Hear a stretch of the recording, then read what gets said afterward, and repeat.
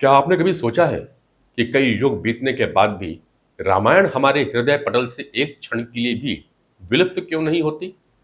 क्योंकि रामायण हमारे समक्ष प्रेम, त्याग, समर्पण का एक ऐसा आदर्श प्रस्तुत करते हैं जिसको सुनने के बाद उसका एक एक पात्र हमारे जीवन की अनेक सीख दे जाता है।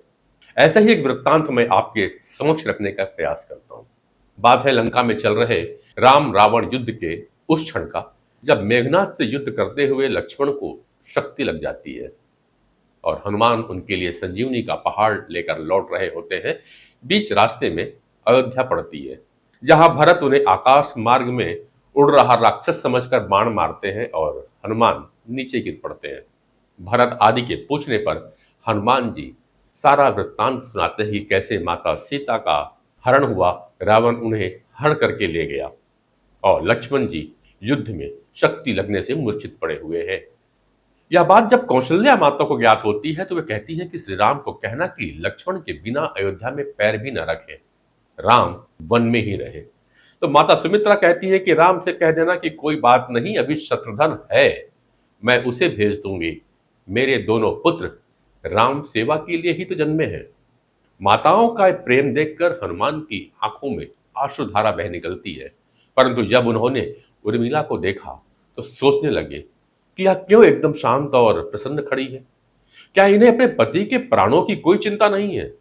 हनुमान ने उनके समक्ष हाथ जोड़े और पूछा, हे देवी, क्या मैं आपकी इस प्रसन्नता का कारण जान सकता हूं?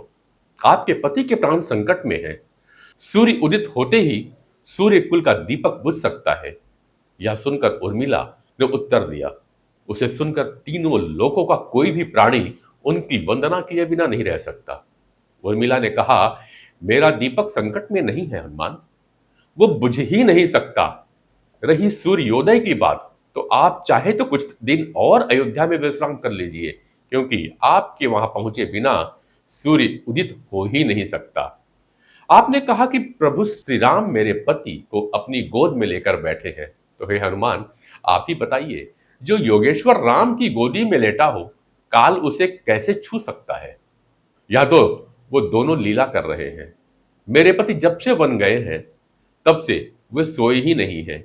उन्होंने बड़े भैया की सेवा और रक्षा के लिए एक क्षण भी ना सोने का प्रण लिया है, इसलिए वो थोड़ी देर बस विश्राम कर रहे हैं, और जब स्वयं भगवान की गोद मिल गई हो तो विश्राम थोड़ा लंबा हो गया है, चिंता ना करें, वो उड़ जाएंगे। और हाँ, शक्ति तो मेरे पति को लगी ही नहीं है, शक्ति तो राम जी को लगी है, क्योंकि मेरे स्वामी की तो हर श्वास में राम है, हर धड़कन में राम है, उनके रोम रोम में राम है, उनके रक्त की बूंद बूंद में राम है। और जब उनके शरीर और आत्मा में सिर्फ राम ही है तो शक्ति राम जी को ही लगी ना, दर्द राम जी को ही हो रहा होगा हनुमान। इसलिए हनुमान, आप निश्चिंत होकर के जाएं, जब तक आप नहीं पहुंचेंगे सूर्य उदय होगा ही नहीं।